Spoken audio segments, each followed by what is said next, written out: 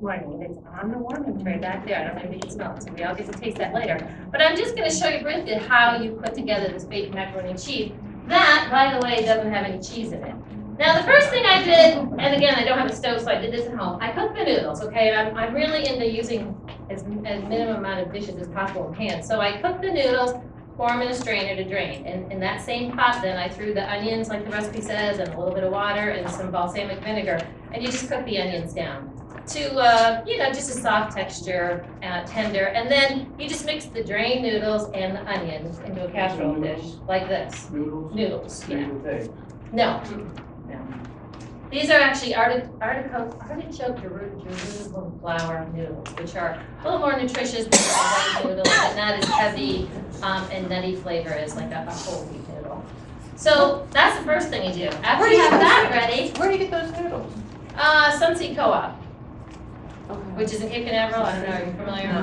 Not all the food, almost all the stuff you can get at Publix. They're getting better and better. They just doubled their natural food section from 1 aisle to 2 aisles, which is great. I mean, not whole aisles, but little sections back on the dairy. But and they might even have those noodles there now because they started carrying a lot more. What is the name of the noodles?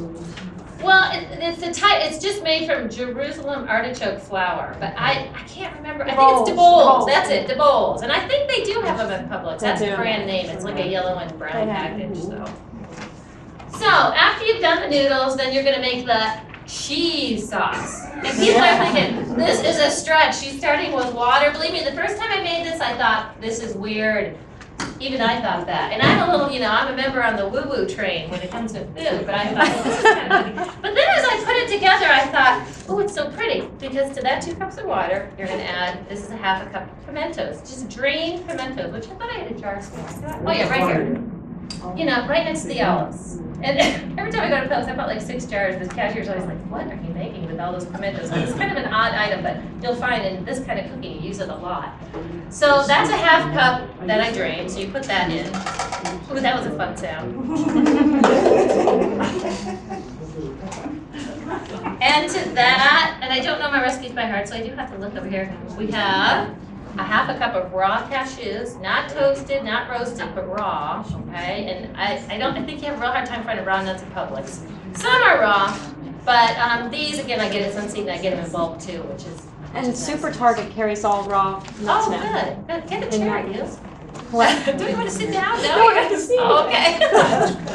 Come over here. Oh, yeah, good. I like this. Thank you. And then 1/3 cup of lemon juice. I always go a little, what's that cooking term, scant on the lemon juice because I think it's a little too tart, a little too lemony. So I won't do a whole 1/3. I'll do like almost 1/3.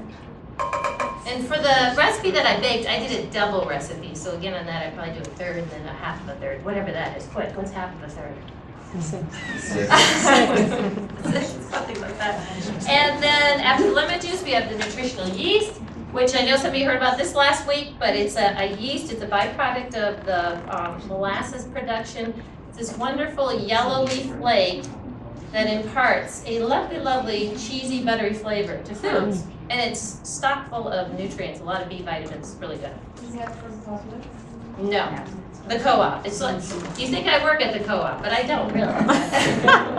Yeah, but again, they might have it since they've just expanded at our local Publix here. And it's a 1/3 cup of this also. And this kind of sinks down. Oh, isn't that pretty? Ooh, I like that. And then you also have the onion granules, garlic granules, and a teaspoon of salt, which I've measured and put in this little cup, so it makes it nice and easy. And again, you can get this kind of thing anywhere, but I like to buy as much organic as humanly possible. I do buy bulk, and I just go fill up the bags and then come back home and dump them into my bottles again. This really is organic. It's just that for the good bottle, so I just save the bottle. So you put that in, and how many of you are thinking, ew? Anybody? I'm going to have somebody volunteer to taste the cheese sauce before I pour it over the noodles. You'll see. Okay, now we always start on low because, making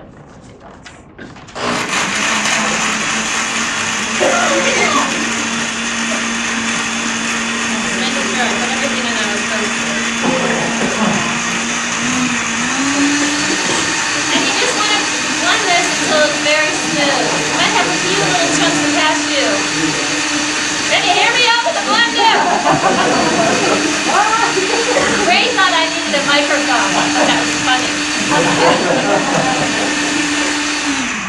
my husband often use silent gestures to me as, which I know just means bring it down and not Susie.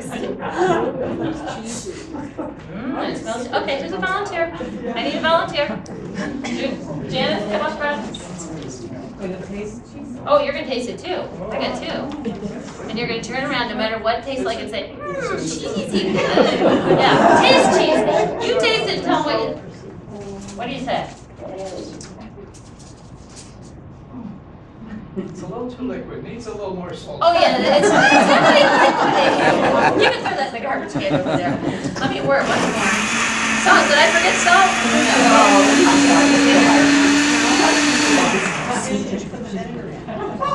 Yeah, that was with the onions. I cooked the onions in the. It is liquidy now, but something miraculous happens when you bake it. Very good. Why, thank you. I'll pay you after the class. So you take this liquidy mixture, you pour it over the noodles. It kind of looks like cheese. It's a beautiful color.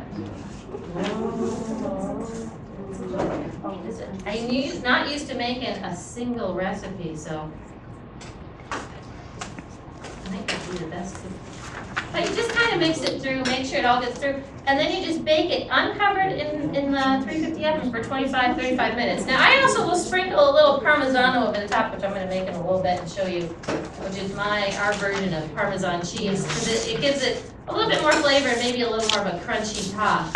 But, and you'll see when I bring out the other one, it's no longer liquidy. Once it bakes, it all kind of congeals together and it makes this nice little, baked macaroni and cheese. No, it's not Kraft macaroni and cheese in a box. And I had kids over the years come, friends of my children, they're like, this isn't macaroni and cheese. They could be grilling a hunnis. And I'm like, just use your imagination. But other people thought, oh, this is pretty good. And one way our family likes to eat it, because Eric grew up eating macaroni and cheese this way, was always with tomatoes. So I'll heat up stewed tomatoes and just serve that over the top too. And it gives it a little more pizzazz. But just to show you, that's what it looks like. And then we'll taste the cooked one. Never fear. Okay, moving right along. What's our next thing? Our next thing it's called Kathy's Pate, and there's a lot of things you can do with nuts and